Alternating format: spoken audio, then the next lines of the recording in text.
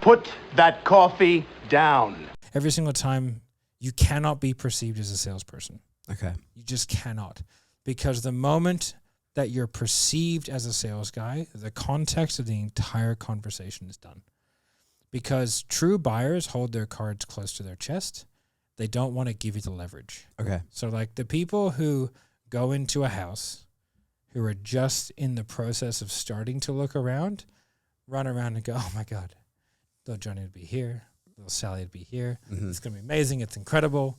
They put their name down. Yes, it's in the budget. This is fantastic. And they call me and go, oh, no, I'm not interested. Right? The person who's just looking around quietly and like inspecting the moldings and looking for cracks and doesn't say much, isn't going to give you anything, is the person who will buy that house. Because that person doesn't want to be leveraged. Like you wouldn't go into a car yard and go, oh my God, you have it.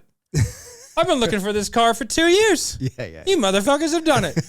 How much money do you want for this car? Is there room for negotiation? Can I write a blank check and you just fill it in for me? No, there's not. Okay, I'll take it, right? Like, like, you know, so, and don't get me wrong, there are those people in the comments, I fucking hate him all the time. It's like, yeah, okay. I'm that. Yeah. I'm that too. I got no game. I got no game. I get so excited. It's like I can't play any kind of cards or whatever. I wear my heart on my sleeve.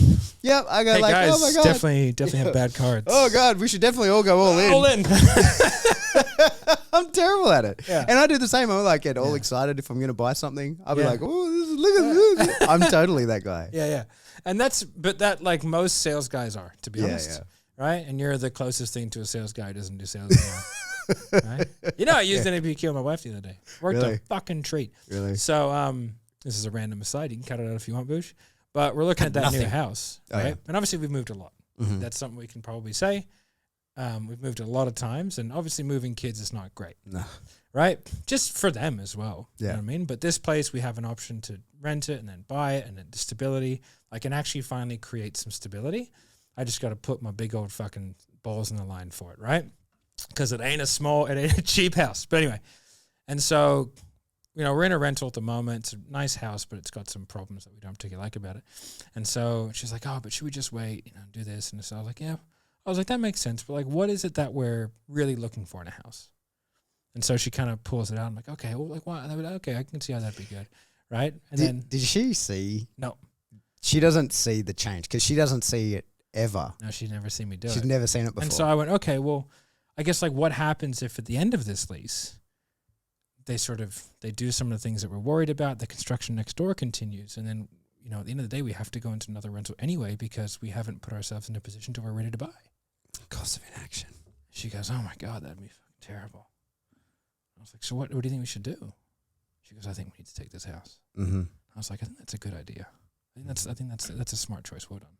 You know, like that. It took about 5 minutes, but it was just going through that. And then she goes to me 2 days later. She goes, you didn't sell me into that house, did you? And I was like, no. I just asked you a series of questions with a particular timing and tonality. Yeah. And you wanted to buy the house. And then a day later, I told her, I sold you hard. I was like, remember when I said this? She goes, yeah. I go, that's called a consequence question. Yeah. She's like, you son of a bitch. I go, do you still want to do it? She's like, oh, it's the right move.